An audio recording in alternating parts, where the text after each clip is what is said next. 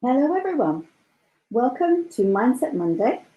Today is Monday the 19th of April. I was going to say August, I knew it started with an A.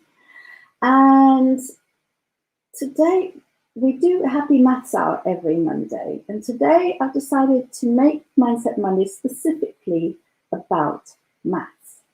We will have some guests in the future, but if you would like to hear some secrets, to share some secrets, the chat line is open on how, or problems you may have on if you have a child who's struggling to learn maths, or you yourself have issues with learning maths, or did have when you were in school, feel bad about maths. This hour of Mindset Monday is dedicated to my purpose in life, which is to help people love maths. But I want every child on earth to love learning and enjoy mathematics. And how are the children going to learn to love it if the grown-ups don't? So my mission starts with you. And please join me for the next hour and see what we can see. I'd love to hear from you, find out what problems we might be able to unravel. And we'll be right back after the break. Now I've got to demystify the break. Here we go. So at 5 o'clock, Toni and I will be on with our usual. Here we go. I'm ready. Here we are.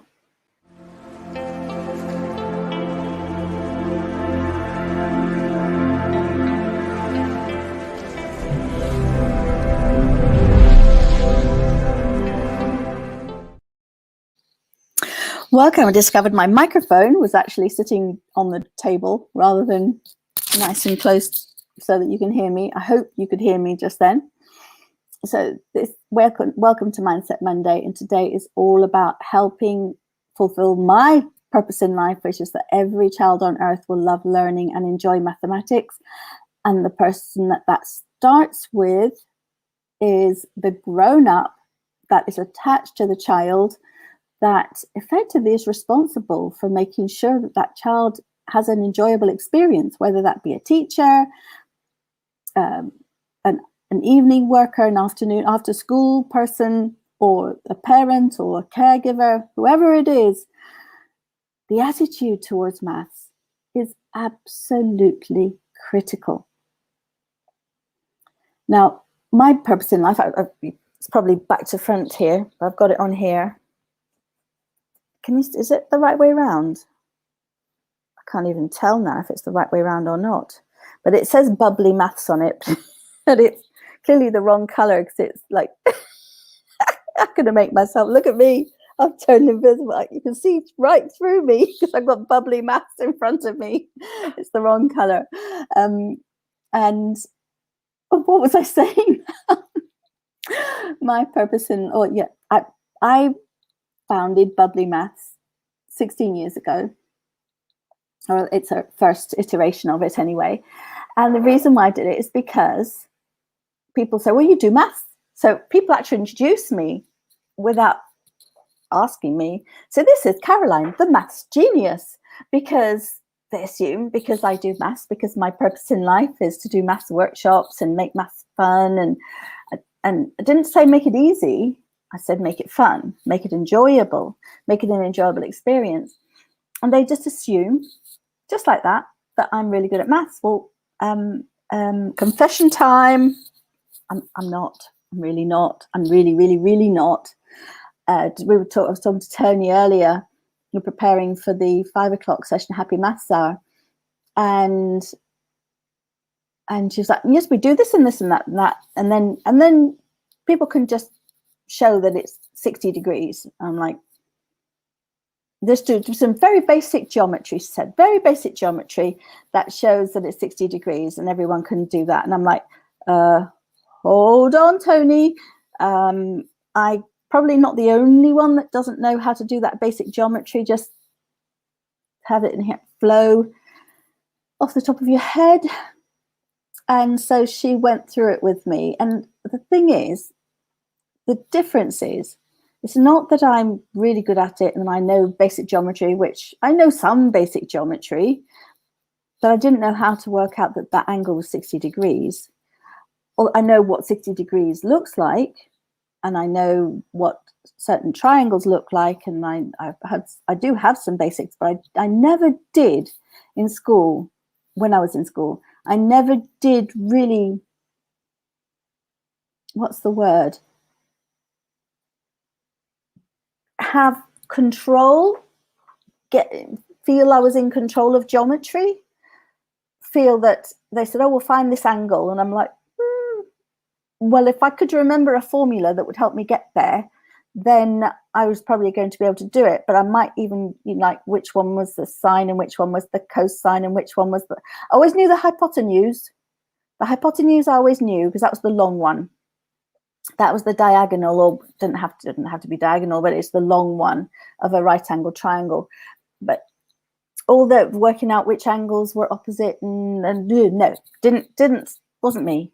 And there's an additional problem there, and that is that memory and me don't seem to walk together. We don't seem to go hand in hand. I can work things out, but then I might not remember it the following day. So it's a bit of a challenge for me. But the reason why I do what I do is that despite having challenges with the memory, despite having challenges with, I don't know what it is really. Numbers kind of jump around for me. That's an interesting thing. I'll see one thing and read another. I'll think one thing and read something. What I read isn't what goes into my head, that sort of thing. And I'll see a 7 and a 4, and I'll maybe turn them into different numbers. And anyway, lots of interesting things happen when, especially when number and all of those things, algebra, all of that stuff, it kind of gets into a bit of a jumble in my head. So why do I do maths? Well, I do maths because even though I struggled with maths, and even though I found life, well, I found I have to learn the same thing again and again and again. Hi, good day from Perth, from Leslie. Oh my goodness, what time is it where you are, Leslie? Is it 7 hours difference? 4, 5, 6, 7, 8, 9, 10. Oh, it's not too bad. 11 o'clock at night, is it, Leslie? Lovely to hear from you.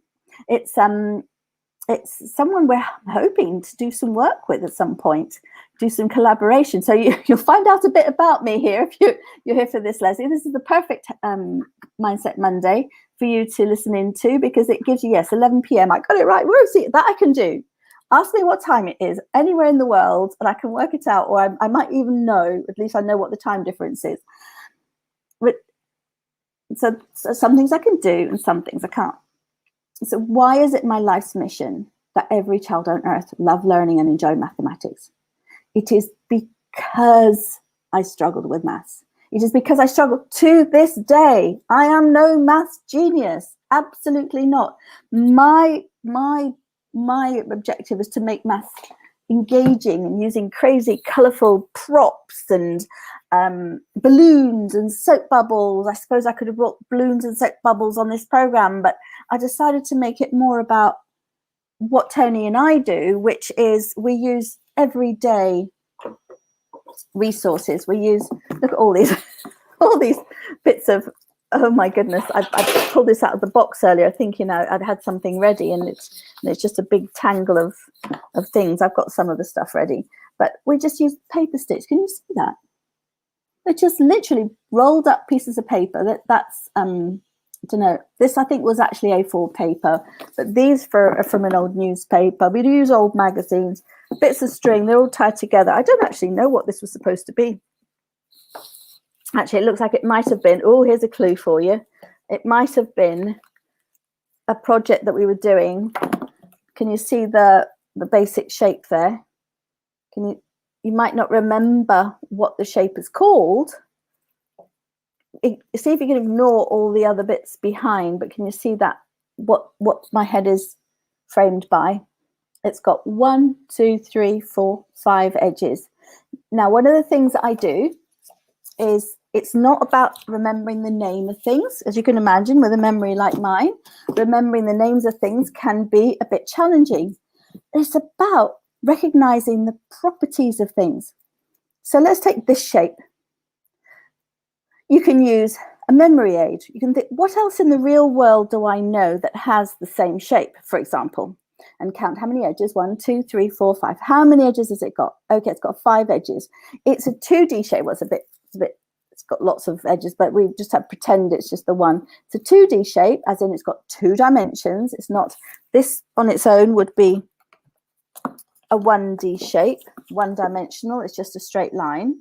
Okay, using these lovely bits of string, it's not quite a straight line, but it's effectively supposed to be a straight line. And so you can look at that. And this one is a 2D shape. So it's got left and right, or back and forth, and it's got up and down. So back and forth, up and down, and it's got 5 edges. So, and it's also got 5 vertices. So we call them, it's called a polygon. So that's the basic. See, this is the kind of thing, giving some background, giving this bit of history. Polygon, mathematicians, it's a bit like doctors, and I guess in medicine and in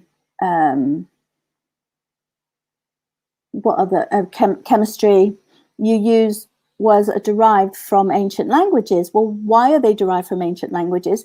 Because back thousands and thousands of years ago, there were people in Greece and different parts of the world. This particular one, I'm saying Greece because this is ancient Greek.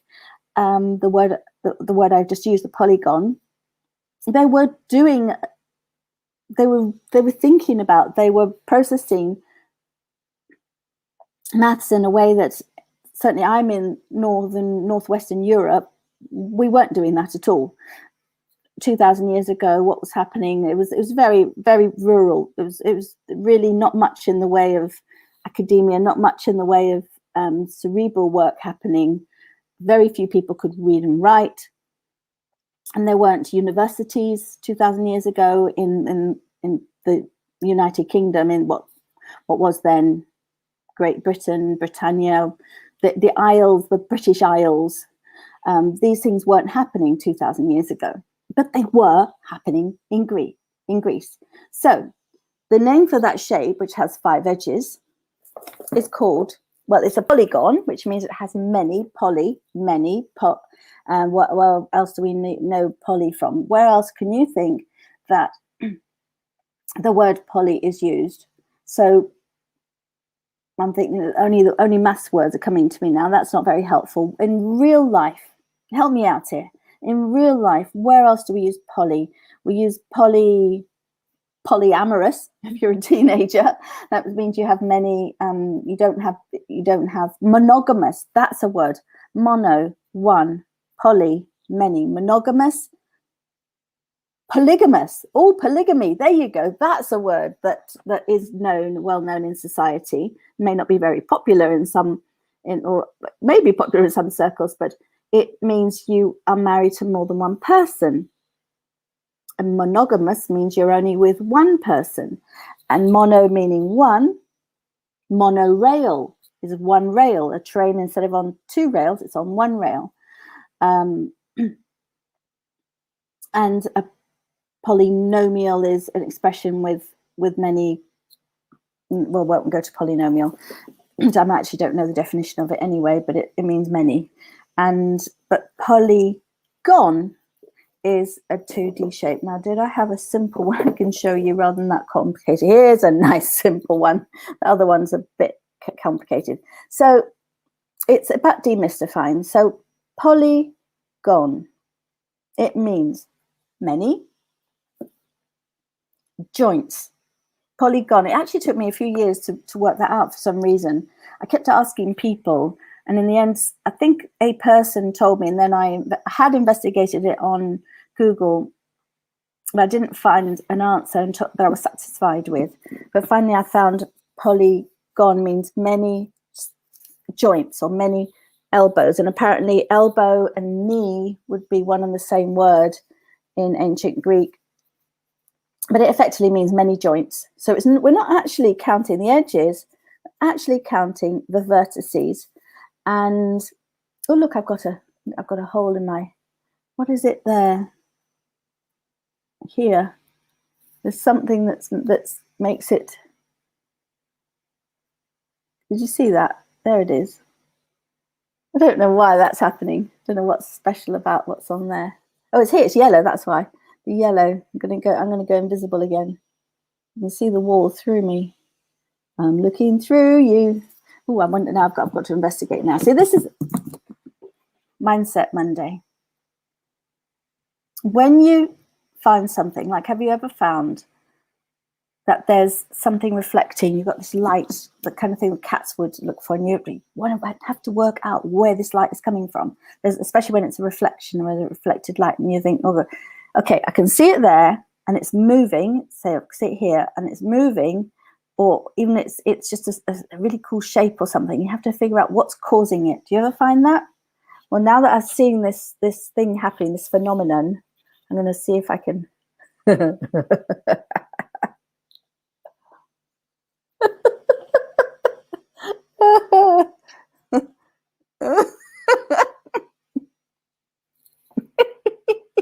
I love it.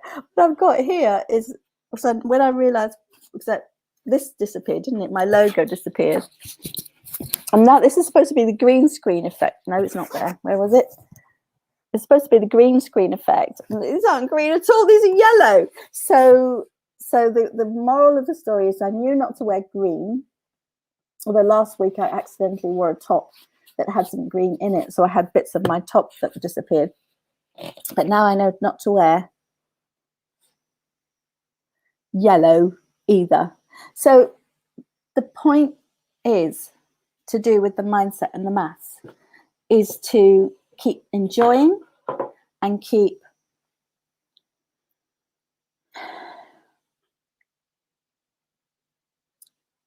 stay curious. When you discover something, follow it through, find out where it goes, take it on from there, and never, ever, ever, ever, ever, ever be afraid to say you don't know. Now, I'm saying that, but I have to say that I get afraid to say I don't know, because you're afraid what people might think. They might think you're not very clever. They might think, they could think lots of things, couldn't they? And we've all got that fear of, well, what if they think I'm really stupid? What if they think less of me? What if other people get to find out? And you worry about things like this, and it's a fair enough worry, and I do it too. But it's not a powerful way to learn. So after the break, we're going to look at other possible ideas to help us learn and to help us how we can use a positive mindset to learn maths, to make maths an enjoyable process. We'll see you after the break.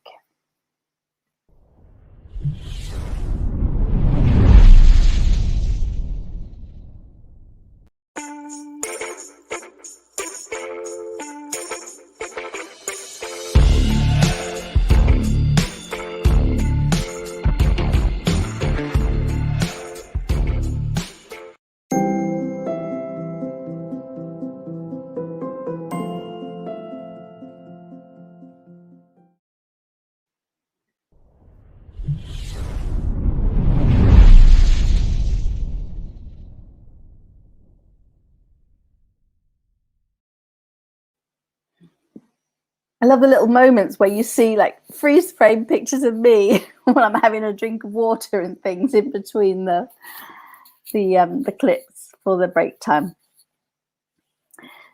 So, Mindset Monday. I do what I do because I've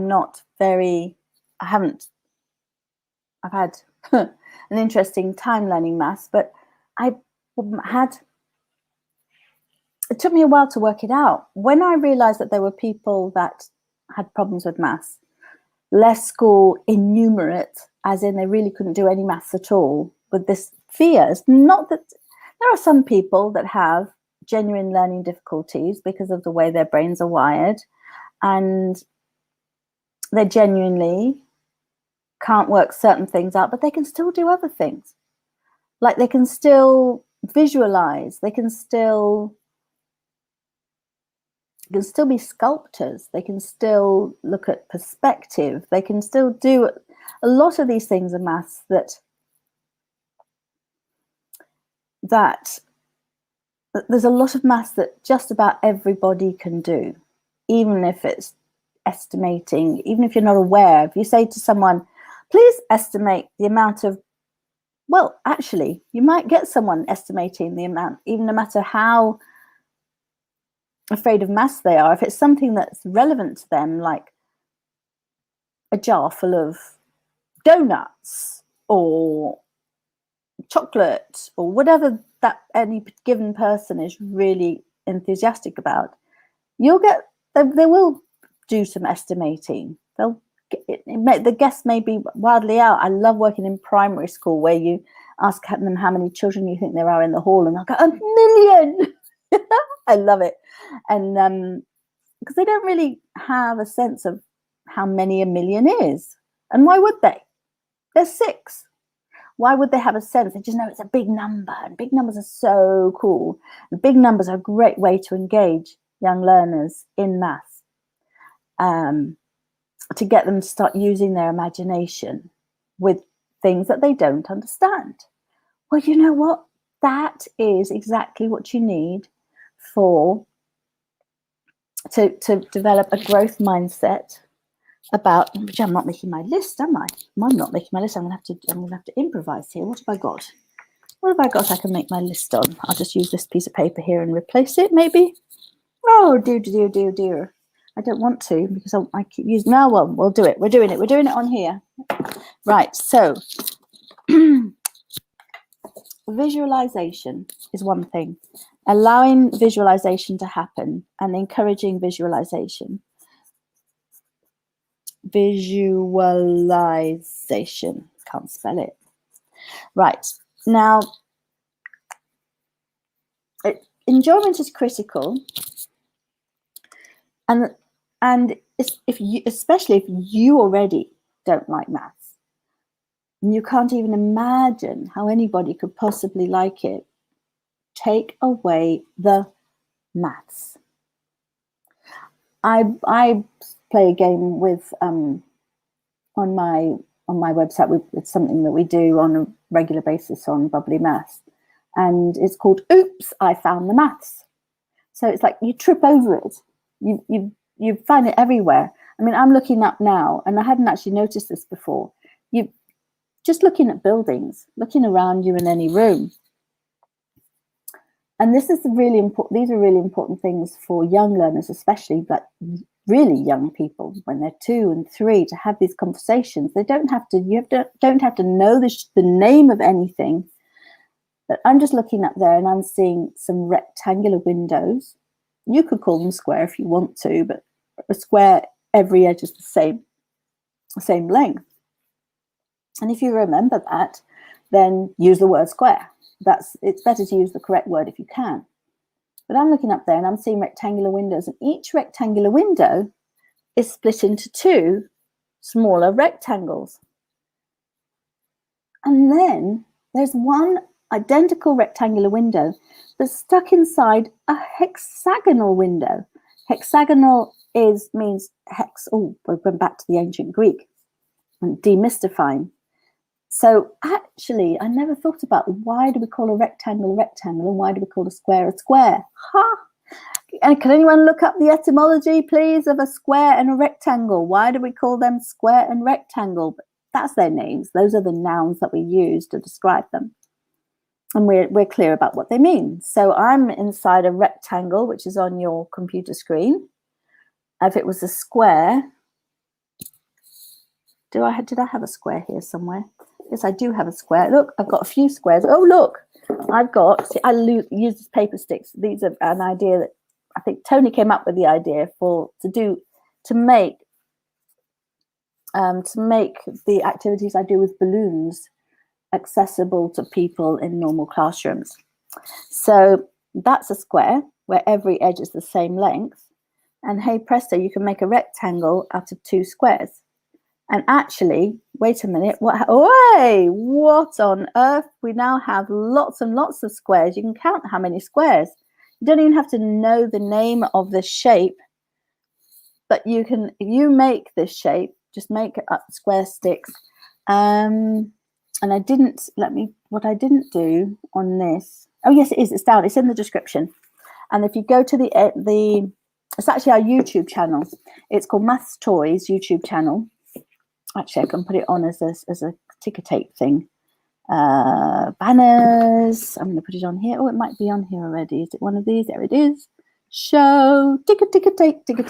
Go to the Maths Toys YouTube channel, and there's a video on there to show you how to make paper sticks. So just search for paper sticks on there, and it shows you how to make them. And you put a little bit of string in at both ends. So I've got one that where here we go.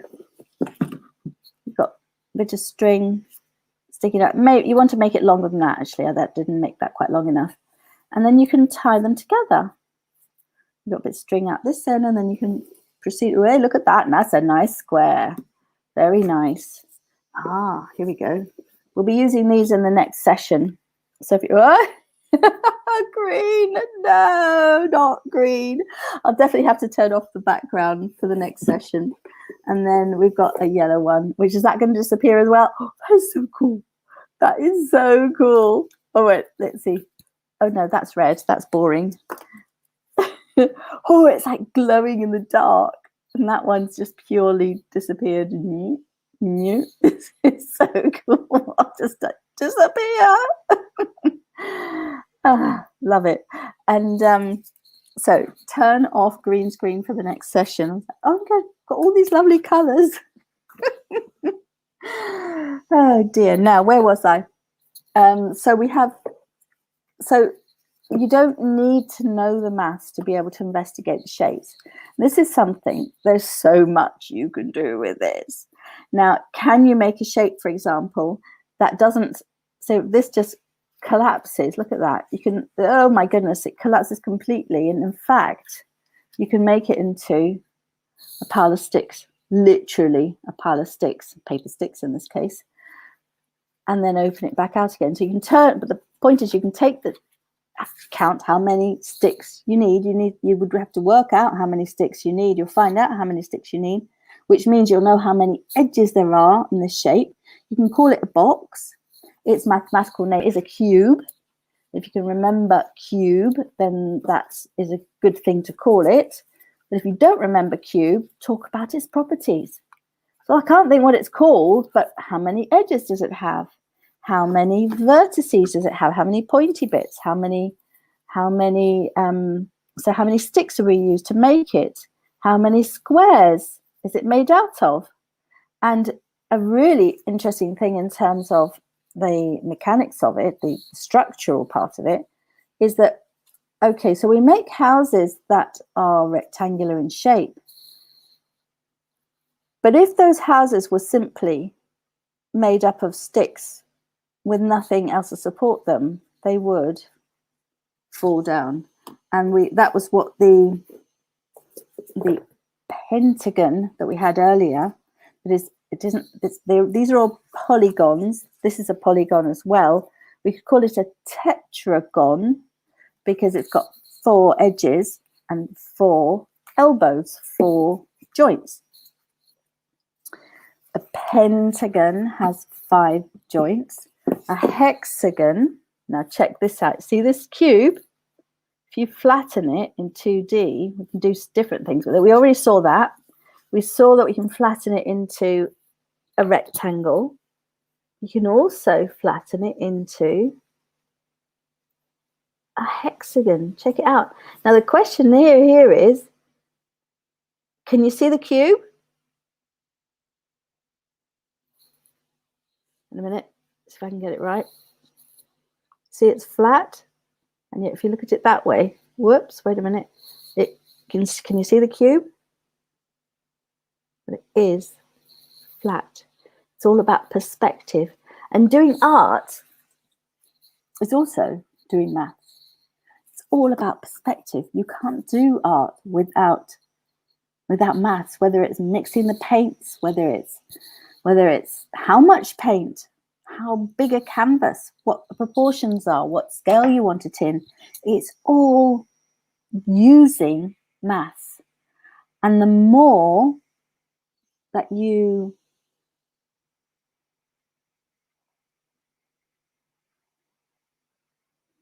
maintain the curiosity, which a 2-year-old, a 3-year-old, a 4-year-old has, is absolutely critical to maintain that curiosity and to do your absolute utmost to, I know there's a lot of questions and I know a lot of patience is required, but that patience will pay off in bucket loads when that child's, when things start to turn serious in school, because that curiosity can stay open, can stay alive. Keep this, well, what your job is to do is keep that ember burning. Well, it's not an ember really, it's a fire before children start going to school. It is to keep that fire alive, even when learning becomes more serious. It's time for another break. After the break, we're going to look at other ideas, what am I doing here? I've written down visualization. I'm going to write down a couple more ideas, points that I wanted to share, and see you after the break with more insights into how to, first of all, how you can help your young learners enjoy maths and how you can help re-engage learners who have become disengaged with maths. See you after the break.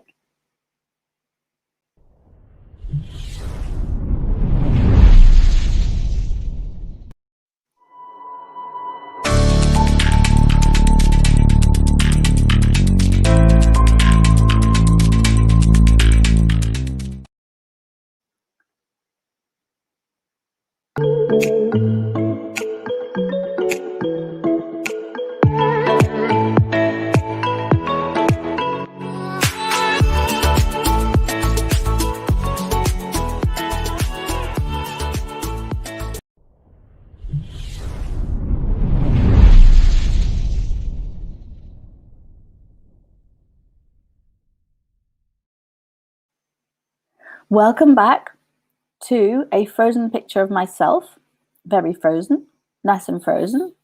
I'm moving, my picture isn't. I hope you can hear my voice. So, welcome back to a frozen picture of myself. Let me just play that again, maybe.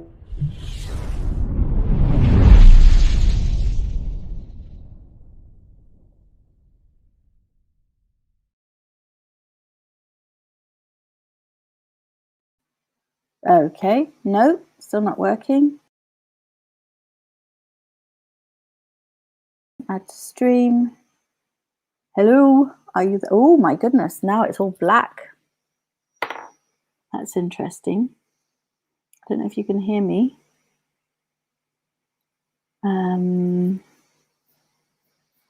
Oh, is that better? Oh my goodness, we're back. Yay! I didn't actually do anything. I just was investigating and just boing, came back to life. And that's another thing that reminds me. I didn't make my notes. I was too busy running the ads.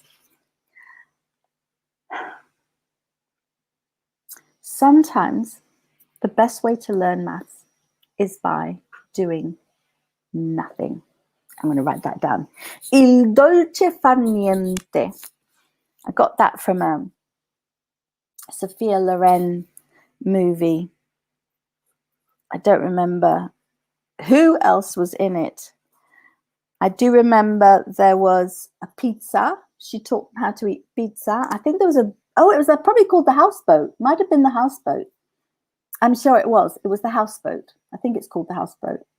And Cary Grant, maybe? I don't know. She was an Italian woman in the movie, and she was feisty and basically cheered everybody up, made everyone's life interesting.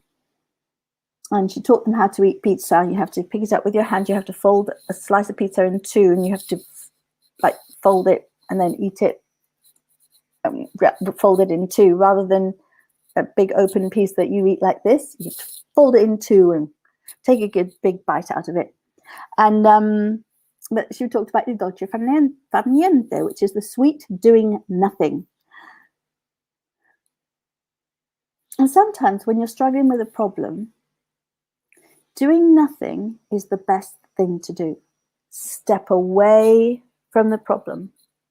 Have you ever woken up, have had a problem, maybe had a problem for weeks, and then you wake up at night or you're busy doing something else, and then suddenly, boom, I know how to solve this problem. Have you ever had that experience?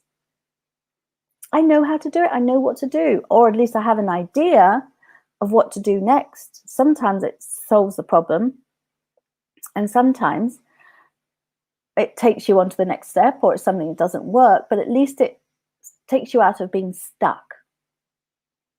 Whereas if you stay in it and just stick with it sometimes and just worry it to death, you can literally destroy it. So let's compare it with a dog and a bone. A dog might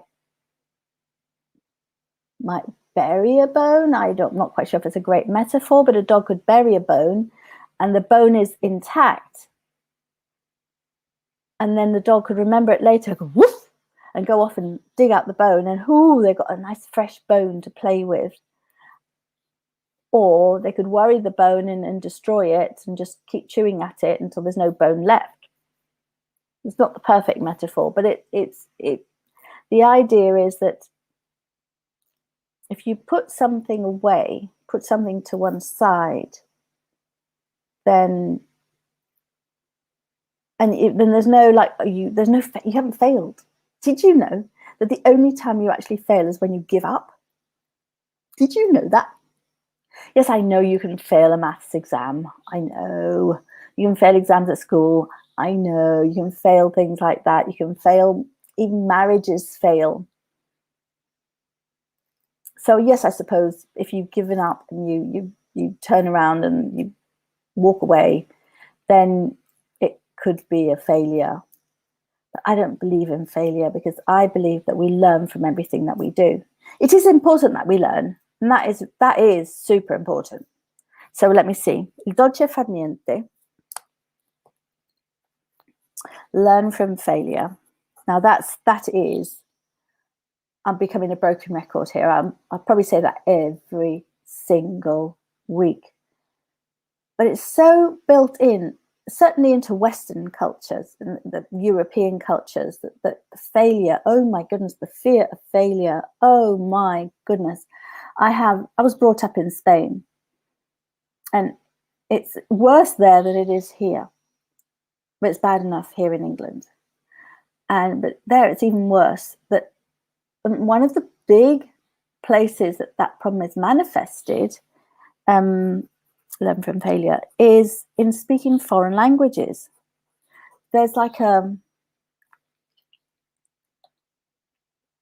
it's almost cultural. It's like a mass thing where people are embarrassed to speak English, to attempt to speak English, because they think they'll sound funny, and they're not. My English isn't good enough. Well, I'm like, well, your English is a lot better than well, actually my Spanish is quite good, but let's say somebody might say that who's from Bangladesh, and say, oh, I'm sorry about my English. Well, your English is a lot better than my Bangladeshi. I don't speak any at all. So, and it's like this. Well, it's back to the fear. It's the fear of looking less than perfect. It's the fear of being laughed at. It's the fear of being thought less of. And all of those things are all totally, totally relevant in the maths classroom. So embracing failure one of the stories I've told during one of my solo days with on Mindset Monday is about the attempts that we made to gain a Guinness World Record for the world's largest tetrahedron made out of modeling balloons. Where's a tetrahedron? I've got a tetrahedron I can show you. Yeah, it's kind of like this. I have a few props just in case I needed them. It's this shape. They're sort of made small and made out of paper. It's really, really, really big and made out of modeling balloons. And the first one that we made, you see, whoops, you can't really see it because I had to take it apart. Here we go. There we are. It's a fractal, as in it's a big shape made out of lots of similar smaller shapes. So you can see the repeating pattern there.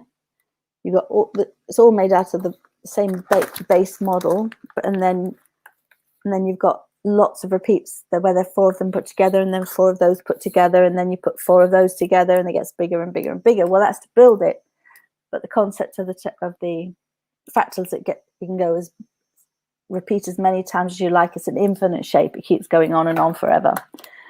This is just a model, a very small model of it. The first attempt we made was an unmitigated disaster. Well, we did actually get some good pictures out of it. I wonder if I can actually find a picture while I'm... Is that the one with the pictures? Am I in the right section here? I hope. I hope so. Right, I'll find pictures while we're talking about it. So where I came, we did manage to build 1/4 of it, but it was rather perilous. It wasn't. We had to hold it up. It wanted to fall down, basically. It definitely wanted to fall down, and we had to literally stuff it full of balloons to hold it up. Let me see if there we go. It was, most of it popped. It was supposed to be like loads and loads of those. I think there's supposed to be 16 of those, that shape, maybe even more, maybe even 4 times that. I've lost track. It's basically, you see those 1, 2, 3, 4 structures. There was supposed to be 16 of those structures. That's right, to make this really tall, huge shape. But that's all we were able to do because they kept popping, and with the sun and the wind, we were having to hold on to it for it to not blow away. It was an absolute disaster. Anyway, I came away from that, and I said, because one of the things we talk about successes. You talk about celebrating successes. Well, celebrating success is actually really important, actually, and I'm going to say that. I'm going to put that in my list. Celebrating successes, because celebrating successes, what that does, it basically kind of anchors. So when you have that aha moment, that you get this high, you get this literally chemicals going through your body. You can feel it. Your body tingles. So you want to, when you get something right, or you finally understand something, you go aha. There's a sense of euphoria. And you want to latch on to that, and you want to keep that, not keep it, but be searching for that, especially in the maths classroom, where that's your objective. Is you're going through, and you want to enjoy the process of going through solving the problems, or going through the process of, I don't understand. Yes, you've repeated it, you've explained it 5 times, and I still don't understand. That's the point at which you walk away, because you will understand. Now, you might be like me and you might keep forgetting it, but once you've understood it once, you get that. Finally, when you understand it, you walk away and you come back, and finally, when you understand it, it's like, yes, hooray, celebration, whoop, whoop, whoop, I understand. And you don't get that in any other subject. Yes, you get it in art when you make the most amazing painting, but I've never, ever, ever in my life made an amazing painting. I've made some amazing balloon sculptures, I have to say, But maths gives that sense of achievement and euphoria to everyone, because you start at the level you're at. If you haven't figured out that 2 + 2 = 4, and you still haven't figured that out and you're still working on that, then the moment when you realize it clicks, 2 of these plus 2 of these equals 4 of them, that can give you that magic moment. Or even 1 + 1 can give you a magic moment, depending where you are, depending what your age are, depending what your attainment level is. Or it can be solving 2 simultaneous equations. That can be your thing. Or it can be advanced calculus, or whatever it is, modular arithmetic. It doesn't matter. It could be 1 + 1 = 2. It could be that moment when you realize you make a connection between 2 pens being 2 pens and 2 pens being 1 pen plus 1 pen = 2 pens. That is a magical moment. Now, that magical moment probably goes right past everyone. There is a moment when you know when a child doesn't make that connection, and then when you realize that a child has made that connection. And it wasn't a celebration moment, but it was time after time after time after time of experiencing that, to finally actually knowing, yeah, of course, 1 pen plus 1 pen is 2 pens. Hello, that's obvious. But that's exactly the process that you go through with every single new concept that you learn in maths. And you might not get a sense of euphoria from that simple one, but you do get a sense of euphoria from many, many, many, many steps that you take. And that sense of euphoria can happen every single day when you're in the process, or every single time you're in a maths classroom. And that's what you want to be looking for. And that's my point. Celebrate successes. And we'll learn from failures, and we'll get back to that after the break. And then we'll summarize the points that we've got so far. Ready for Happy Maths Hour with Toni. Now, after the break, we're going to summarize, and right now we're going to, here we go, found it. Here we come with my little flashy moments between the videos.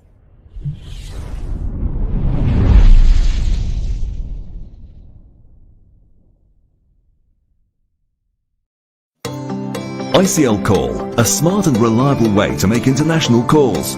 Now you can call from anywhere in the world using ICL Call app without any roaming charges. You can also use our pinless services, not only in the UK but also from Europe, and call your loved ones abroad with competitive rates. Use ICL Call service from your landline, PC or any mobile phones. Register free on www.iclcall.com and start using the service that suits you.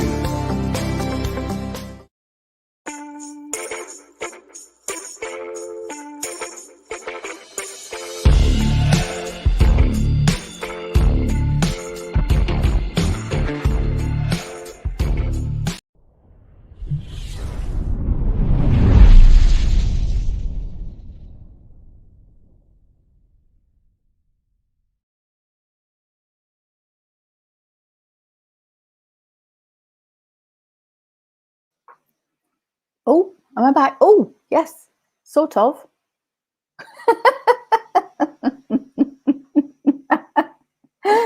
Oh dear. Am I back? Is it working? Oh dear, I'm sorry. I'm going to wait till I'll just speak. Hopefully you can hear me, and it'll be like the radio where you're looking at my frozen face. And I'll just speak, and that way I can drink some water, sneak some water in.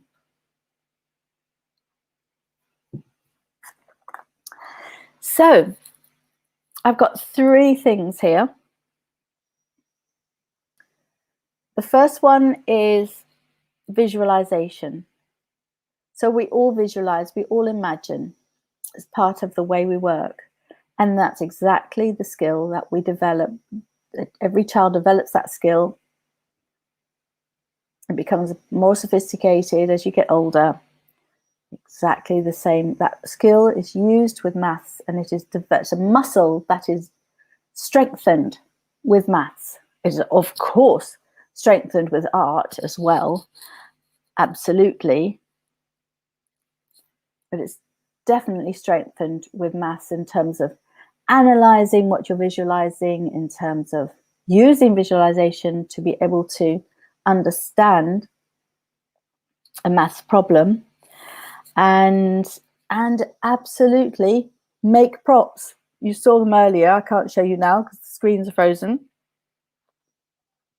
But you can use props to help you visualize. The prop might not give you the perfect example, but it can help you visualize the and help you take you through to the next step. Now, if you get stuck, then what you do is il dolce far niente. You do nothing. You step back. You let it go. You walk away. You go for a walk. You leave it. You can leave it for days.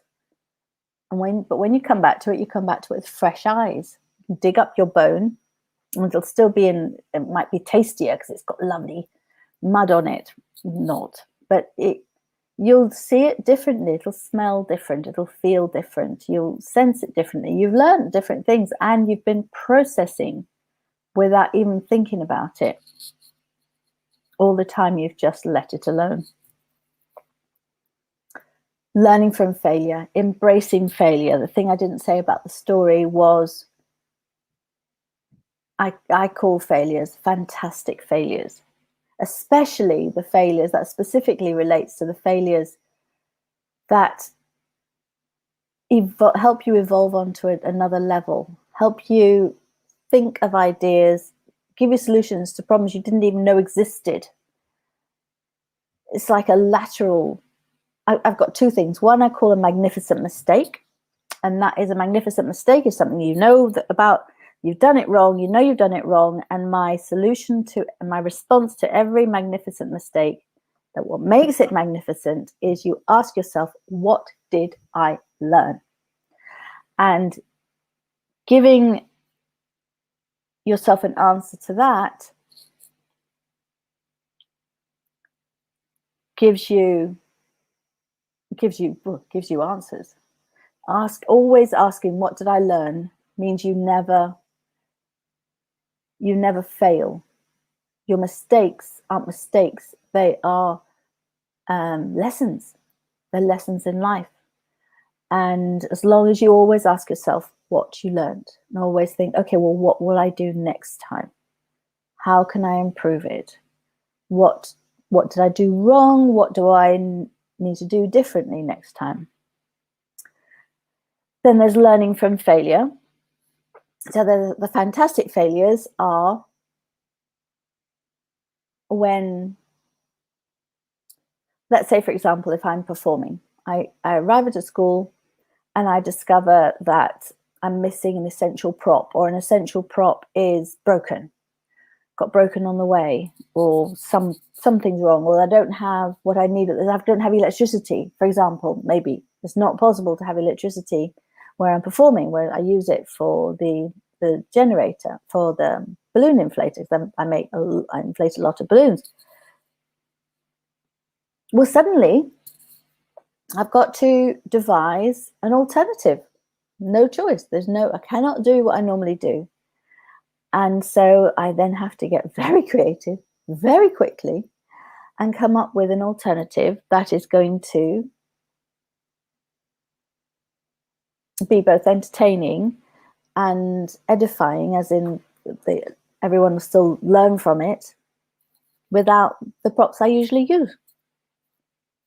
And I have come up with some amazing sessions out of that, using paper, getting the school to basically getting the learners to do a lot more hands-on. And I've been very fortunate to have had a great group of young learners every time that's happened, when there has been a problem of some description.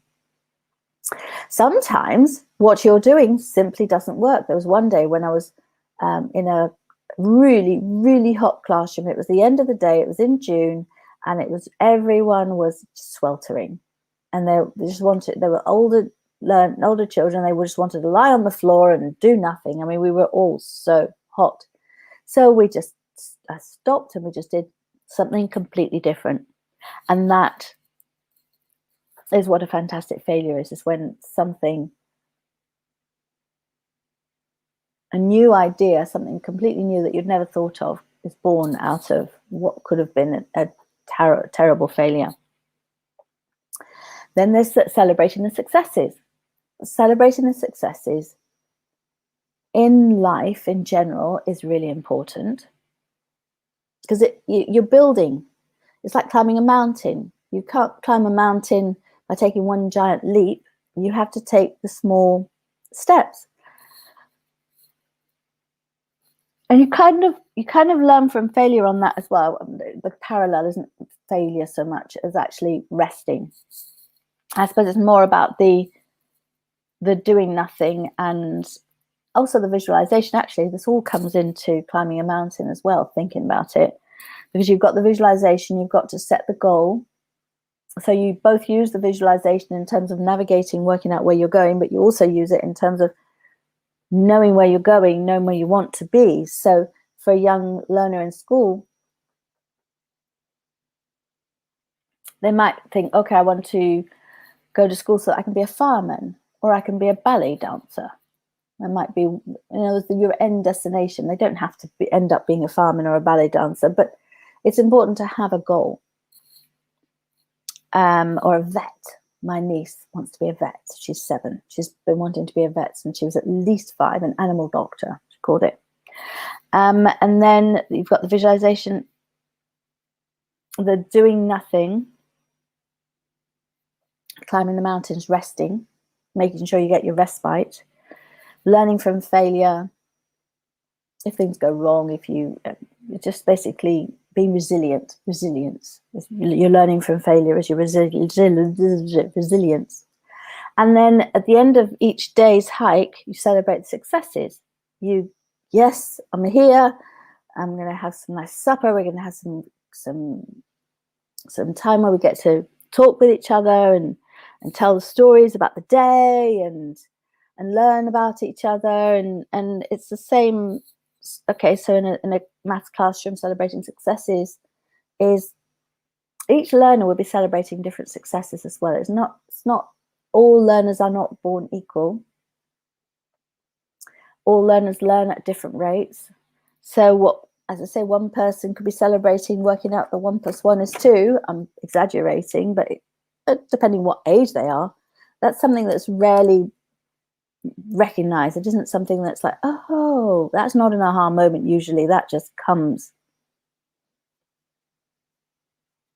But it is